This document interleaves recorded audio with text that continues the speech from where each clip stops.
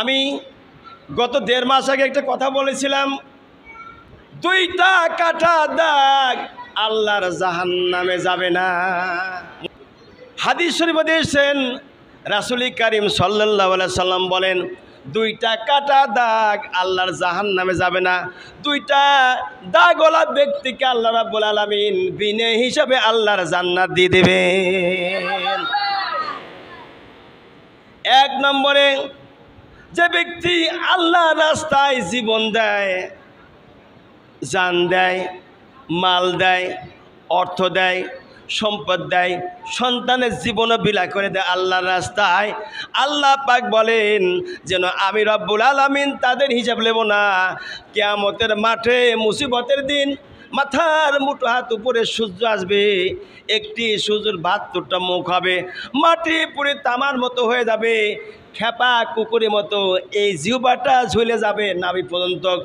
এমন দুর্দিন মুসিবতের সময় আমি রব্বুল আলামিন আমার এই বান্দা যারা দুনিয়াতে আমার জন্য, রাসূলের জন্য, ইসলামের জন্য, কোরআনের জন্য, হাদিসের জন্য, মুসলমানের ইজ্জত রক্ষার জন্য, মুসলমান রাষ্ট্র পাহারা দেওয়ার জন্য যারা জীবন দিয়েছে, রক্ত দিয়েছে, আমি রব্বুল আলামিন বিনি হিসাবে সেই বান্দাকে জান্নাতবাসী করে দিব।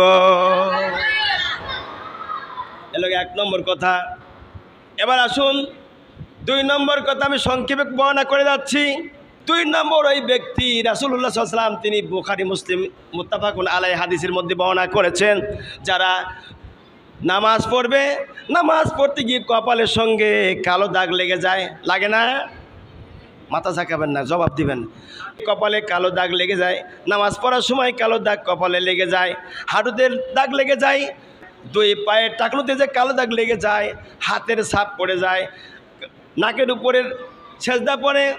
আল্লাহ নবী বলেছেন, সেজদারত অবস্থায় যখন তোমার নাক, মুখ, কান, চোখ, যেখানে অঙ্গ প্রত্যঙ্গ সেজদায় লুটে পড়বা, ওই সেজদার জায়গাগুলি যখন দাগ হয়ে যায়, আমি রাসূল বলছি যারা নামাজ পড়তে গিয়ে কপালে দাগ হবে, হাঁটুতে দাগ হবে, পায়ের গোয়ালিতে দাগ হবে, ওই দাগওয়ালা ব্যক্তিদের আল্লাহ পাক কোনো হিসাব নেবে না, বিনি হিসাবে আল্লাহ পাক তার জান্নাতুল ফেরদাউসে দিয়ে দেবে।